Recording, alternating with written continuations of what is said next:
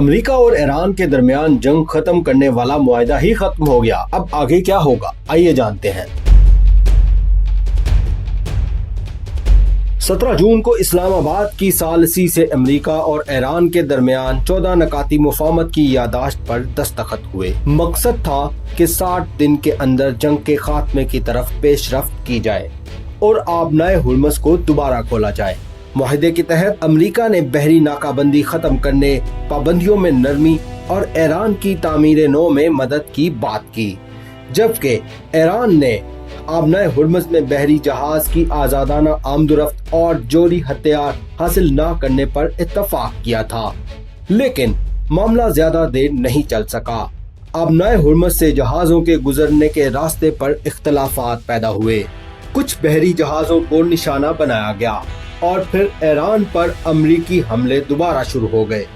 اب 60 دن گزر چکے ہیں، معاہدے کی مدت ختم ہو گئی اور مذاکرات بھی تعطل کا شکار ہیں۔ یعنی جس معاہدے سے جنگ ختم کرنے کی امید پیدا ہوئی تھی، وہی معاہدہ اب ختم ہو گیا اور ایک نئے بحران کے بیچ کھڑا نظر آ رہا ہے۔ ڈونلڈ ٹرمپ نے مدت ختم ہونے کے بعد ایک حیران کن بیان دیا، جس میں انہوں نے کہا کہ ہم پاسداران انقلاب کے ساتھ براہ راست رابطے کر رہے ہیں، جبکہ ایران کی جانب سے پاسداران انقلاب نے ٹرمپ کے رابطوں کے دعوے کو یکسر مسترد کر دیا، جس کے بعد امریکہ اور ایران ایک مرتبہ پھر آمنے سامنے کھڑے نظر آ رہے ہیں۔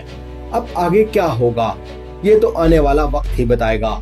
تاہم مزید اپڈیٹس کے لیے ہمارے چینل اردو دنیا کو سبسکرائب کرنا نہ بھولیں۔ شکریہ۔